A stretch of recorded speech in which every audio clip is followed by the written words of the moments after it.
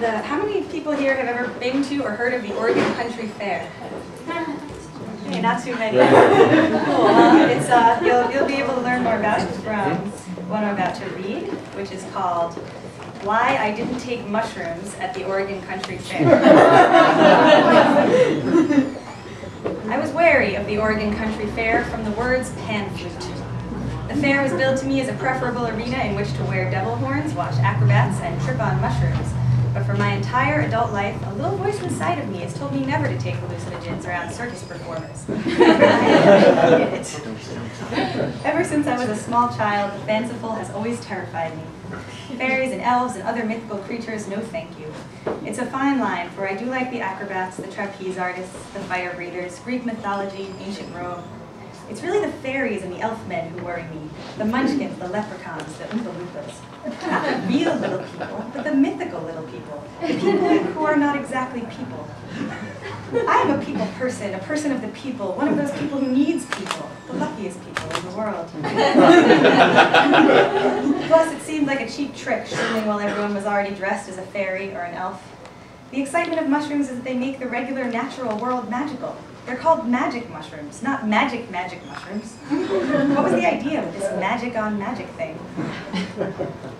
With my reluctance to take mushrooms around a large group of people dressed as fairies and elves, I was dubious of what the Oregon Country Fair had to offer me. Perhaps the opportunity to remove my top in public. Observe a new breed of hippie in its native environment. I considered whether or not to attend for an entire week I spent with my friend Greg, hanging out in Portland and frequenting the Cougar Hot Springs. We soaked, toked, stretched, and groaned in the sulfur-scented company of bearded strangers proffering wild sage, a woman who lifted her head from her folded arms exactly once in 3 hours to look me in the eye and say, "I am a damaged human." And a man who repeatedly offered to douse me with the rinse bucket if I didn't feel capable of rinsing myself. Everyone we met asked if we were going to the fair. I hedged for a while, but when Maria Moondance, who worked the ticket booth at the hot springs, showed me her buckskin tunic and told me about the amazing energy, I felt that this was a cultural phenomenon I'd be remiss to pass up. Thus I woke the Friday the fair began with equal parts resolve and resignation and drove to a Fred Meyer outside Portland for supplies.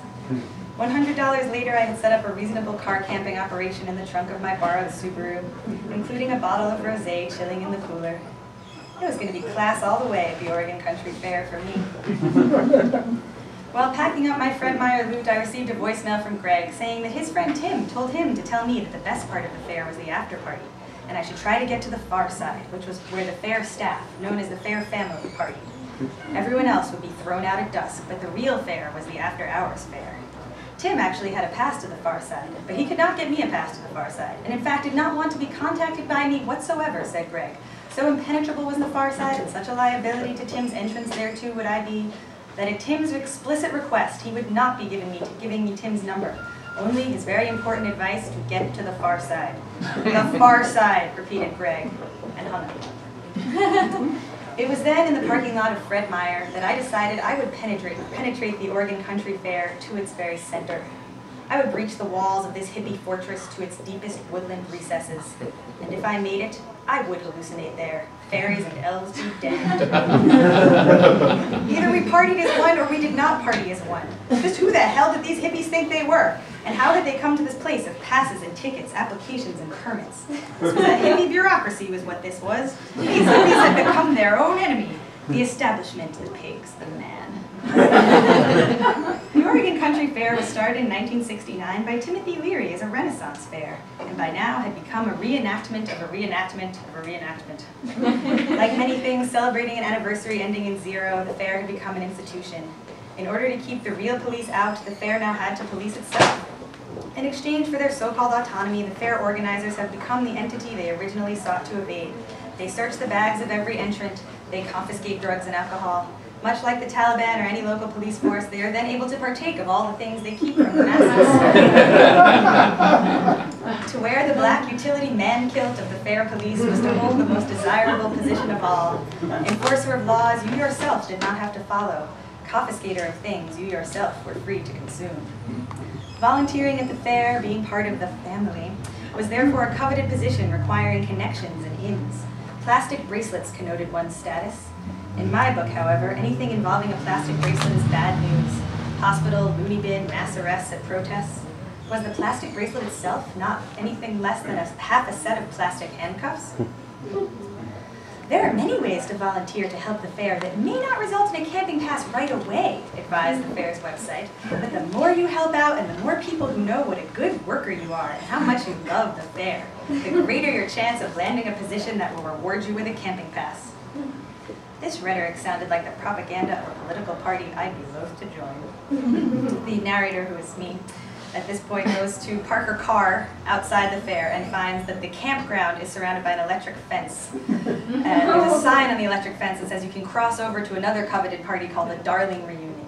At a certain point, if you pay $10, and if you try to cross the electric fence, you will be met with a painful but not deadly shock. So I'm kind of glossing over the middle, so this kind of infuriates the narrator, who is me, essayist, more. And we get to the good part. As long as the consequences of attempting to sneak into a place aren't jail, the worst that can happen is you'll be thrown out, in which case you'll be back where you started. If the hippie fortress proved impenetrable, I would just go back to the Cougar Hot Springs and enjoy their emptiness. It's not that hard to confuse a hippie. I made it through the main entrance with a few well-timed mumbles and dazed facial expressions. Once inside, the first thing I saw was an ATM. I walked around the fair, feeling rather lonely and out of place. In my camo sundress, I felt sadly unfairy-like. The afternoon passed. I attended a drum circle in a spectatorial capacity. I ate what my anarchist punk friends had always described as vegan slop. Along with several other women, I lifted my skirt and crouched over a communal pee trough. So far, this unique bathroom was the most novel experience the fair had offered me. This, I also realized, was why I was generally averse to outdoor festivals. Too often, conditions bordered on those of refugee camps. It was so much easier to be lawless in a band of 2 or 3 or 10 than 10,000. Somewhere between 10 and 10,000 came the issues of sewage and electrified fencing. At dusk, they conducted what was called the sweep, during which they swept out all the people without the right wristbands. I made no concrete plans for how I was going to surmount the sweep. I would rely on a strategy of pure improvisation. When they came for me, I happened to be perusing a display of hand-forged knives. Like all the fair's wares, these knives had a mythological aesthetic, with raw-looking blades and intricately carved handles. They made a haphazard and glittering pile, as if a small army of hobbits had surrendered and laid down its arms. The sweep was approaching. I ignored it and fingered the blade of an enormous knife. "Excuse me," said one of the sweepers. "I need to check your wristband." Knife clutched in my fist, I obligingly offered my wrist. I had a white wristband from the electrified fence campground where I had left my car. The fair family was denoted by pink wristbands. In the process of extending my arm and wrist for inspection, I also pointed the knife in my hand directly at his chest. Here it is. I had never pointed a knife directly at anyone's chest before. It was a strangely powerful feeling. It had the desired effect. "That's not the wristband I'm supposed to be looking for," said my sweeper, visibly unnerved. It was like he wanted me to say, "These are not the droids you're looking for." Jedi mind tricks, I decided. Jedi mind tricks. "Are you sure it's not the wristband you're looking for?" "It is a wristband." "It is the wristband you're looking for." I looked directly into the eyes of the sweeper. He looked back at me, then at the knife still pointed at his chest. I gently put down my knife and picked up another, even bigger knife, casually turning it over in my hands. "So, are you here to sweep me? How does this work? How are you going to do it?" I would couple the Jedi mind tricks with a kind of Socratic interrogation exercise. Socratic Jedi mind tricks. "You're supposed to leave," said the sweeper. "I'm supposed to leave," I repeated. "Yes, because you say so. Yes. And it's your responsibility to enforce the sweep. Yes." "Who invested you with the authority to do that? Do you believe that authority is real? Do you believe that you actually have the authority to remove certain people from certain areas? Do you believe in the laws that you are enforcing?" I asked, thumbing the blade of the even larger knife. "I Actually, I've never volunteered here before. My friend got me this job. But you do realize it's a coveted job. You get to go to the party, don't you? And from what I hear, it's an amazing party. Is it true? Is it an amazing party? I don't know, it hasn't happened yet. But if you sweep me now, you can party later. You enforce their laws in exchange for membership in the party. If you remove everyone they tell you to remove, you can go to the party. Do you believe in that? Do you believe in enforcing rules you did not make up in exchange for party membership? Do you believe yourself to be especially worthy of the party, that you belong at the party and I do not belong at the party? And do you believe that you really have the authority to make that decision? I'm sure you belong at the party. I would never suggest that you don't belong at the party, said the sweeper. What luck, I have gotten a weak one who is easily rattled by the sight of the Another very fortunate thing had happened. The volunteer was part of a troop who had now made their way down the path. The rest of the troop was quite literally sweeping people out of the fair, forming a little human wave with their arms interlocked. This was clearly a very effective way to sweep. My own novice sweeper had been separated from his pack and then taken me all alone. I held the new knife up to eye level, turning the blade this way and that, squinting at the glint. I peered over the edge of the blade into the eyes of my one adversary. Your group is leaving you now. They're leaving you behind. And if you don't leave me behind, you'll be left behind. Do you think you can sweep without your group? Do you think you can sweep all alone? My sweeper looked at his departing group, then back at me and my knife. You're supposed to leave, said the volunteer. But if you don't, maybe I'll see you later. The information of sex and violence will get you far, or at least to the far side. Having employed them simultaneously, I would never know which one was really most effective, whether I had appealed to the sweeper's primal desire or fear.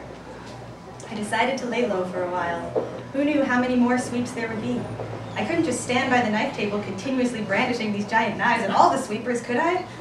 I sensed it was time to hide. I had seen a place called the Void earlier, where there was a sauna powered by a steam locomotive and an inviting chill-out area.